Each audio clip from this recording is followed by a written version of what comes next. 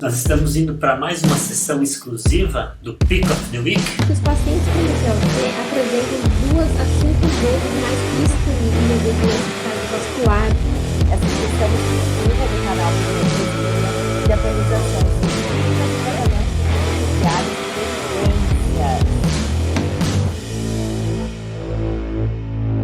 Nos sigam nas redes sociais, né? Deixem seus comentários para que a gente possa aí construir esse conhecimento de forma conjunta. Oi, pessoal, eu sou a professora Cíntia Araújo e hoje eu trago para vocês o episódio número 20 do Pick of the Week, que é um trabalho exclusivo do grupo Primeiro Respira, que traz informação para o embasamento de condutas guiadas por evidências. No episódio de hoje, nós vamos falar sobre o artigo que estudou a inflamação sistêmica, a função vascular e as células progenitoras endoteliais após o treinamento físico em pacientes com DPOC. Esse estudo foi realizado por um grupo norueguês e foi publicado em março no American Journal of Medicine.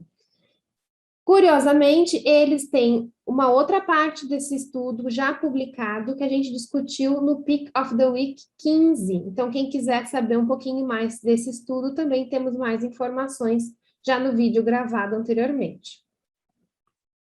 Então, como justificativa para a realização desse estudo, eles trazem que os pacientes com DPOC apresentam de 2 a 5 vezes mais risco de desenvolver doenças cardiovasculares e que esse risco aumentado, apesar de ser importante, ele é pouco valorizado na prática clínica e parece estar relacionado com a inflamação sistêmica causada pela DPOC. Então, já se sabe que nas doenças cardiovasculares, a atividade física ela pode alterar favoravelmente o perfil inflamatório dos pacientes, a disfunção endotelial e também parece melhorar, aumentar os números de células progenitoras endoteliais. Porém, isso ainda não está tão claro nos pacientes com DPOC. Então, esses autores hipotetizam que esses benefícios podem ser transferidos também para os pacientes com DPOC. Além disso, já nesse estudo que eu mencionei antes, que a gente falou no Pick of the Week número 15, a suplementação de oxigênio durante o treinamento, ela parece melhorar os efeitos do treinamento, então eles também trazem a hipótese de que a suplementação de oxigênio pode ser beneficial também nesse impacto da inflamação sistêmica e da função vascular nesses pacientes. Então, o objetivo do estudo foi investigar se o treinamento físico com oxigênio suplementar afeta a inflamação sistêmica, a função endotelial e as células progenitoras endoteliais nos pacientes com DPOC. Então, foi um ensaio clínico randomizado, cruzado, e duplo cego que recrutou pacientes com DPOC estáveis e não hipoxêmicos, com mais de 30 anos e com VF1 entre 30% e 60% do previsto. O treinamento envolveu treino aeróbio. Esse treino tinha 5 minutos de aquecimento, depois uma série de alta intensidade intervalado com recuperação, então eles faziam 7 séries de 1 minuto de alta intensidade, e 2 minutos de recuperação ativa. E, posteriormente, eles faziam 5 minutos de recuperação final. Também combinado ao treino aeróbio, tinha o treino de força com 8 exercícios de alta intensidade, de 8 a 15 repetições até a exaustão. Então, os pacientes foram recrutados, e assim que foram recrutados, eles foram orientados a iniciar qualquer atividade física do interesse deles por 6 semanas. Depois, eles foram reavaliados e aí foram, então, randomizados em 2 grupos. Então, um grupo que treinou por 6 semanas com ar medicinal e outro grupo que treinou 6 semanas com suplementação de oxigênio. Passado esse período, foi feito o cruzamento, então quem estava treinando sem o oxigênio suplementar passou a treinar com oxigênio e quem estava treinando com oxigênio passou a treinar com ar medicinal, né? Nesses 3 períodos aqui,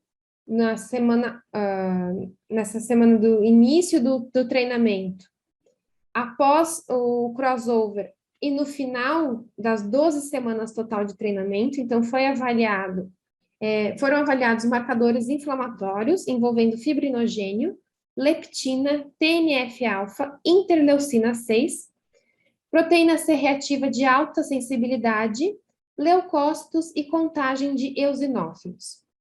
Também foi avaliada a função endotelial com a tonometria arterial periférica, que traz os valores de hiperemia reativa e o Augmentation Index.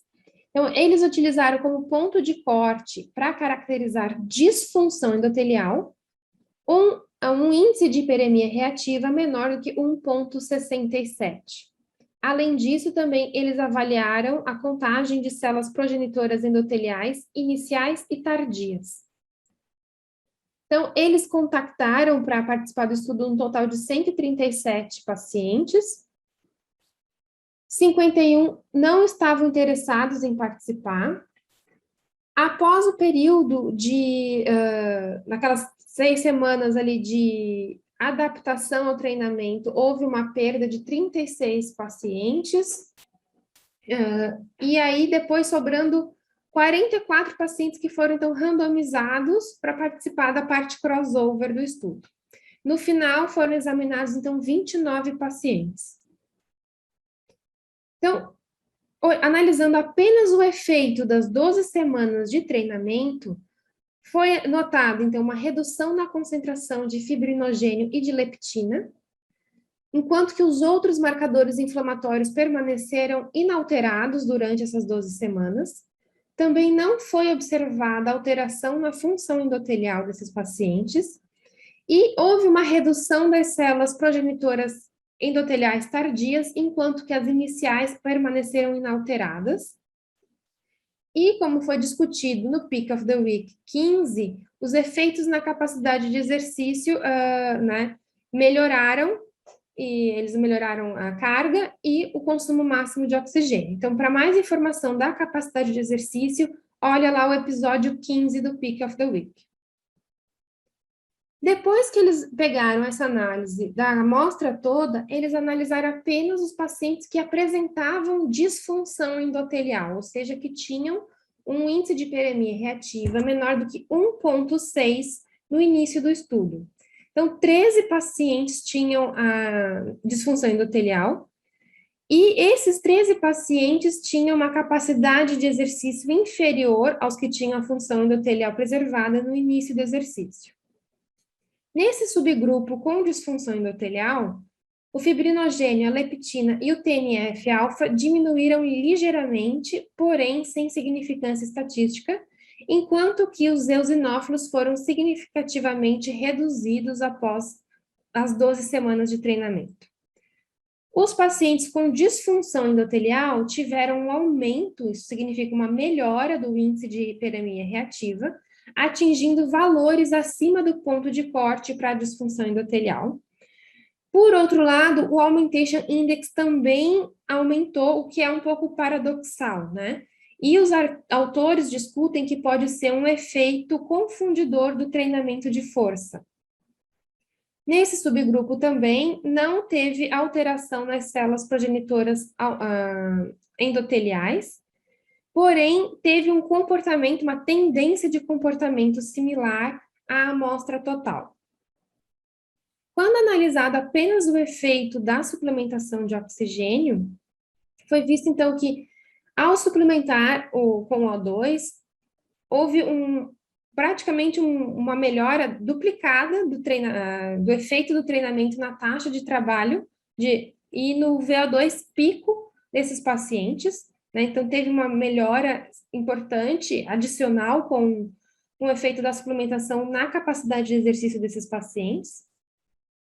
Teve um efeito ainda mais relevante nos pacientes com disfunção endotelial, quando comparados com os pacientes que tinham a função endotelial preservada. Então, quem tem disfunção parece que teve uma tendência a melhorar ainda mais a sua capacidade de exercício quando treinando com oxigênio suplementar. Porém, os dados mostram que teve uma tendência a favorecer a melhora da função endotelial quando não foi utilizada a suplementação de oxigênio. Então, no índice de hiperemia reativa, parece que o treino sem a suplementação tem um efeito melhor do que com a suplementação. Já os marcadores inflamatórios e as células progenitoras endoteliais não foram influenciadas pela suplementação de oxigênio. Então, o que a gente leva para casa de mensagem desse estudo? Que o exercício físico ele tem efeitos beneficiais na inflamação sistêmica, principalmente na contagem de eosinófilos nesses pacientes, e que o exercício físico ele melhora a função endotelial nos pacientes que apresentam disfunção endotelial. Já as células endoteliais progenitoras, elas parecem diminuir devido ao exercício físico, e eles hipotetizam, né, que essa diminuição pode estar relacionada com uma migração dessas células para reparar o leito de artérias pulmonares. Já a suplementação de oxigênio aumentou a capacidade de exercício desses pacientes, mas parece que a suplementação de oxigênio foi menos eficaz para melhorar a função endotelial. E, por último, né, muito importante essa mensagem, que o treinamento físico, né, treinamento com exercício físico para os pacientes com DPOC, eles devem ser prescritos individualmente para focar na redução do risco cardiovascular. Então, aqui fica a mensagem. Se vocês tiverem dúvidas, sugestões, coloquem ali nos comentários do vídeo, por favor, para a gente ter uma discussão, e compartilhar as nossas impressões sobre o estudo.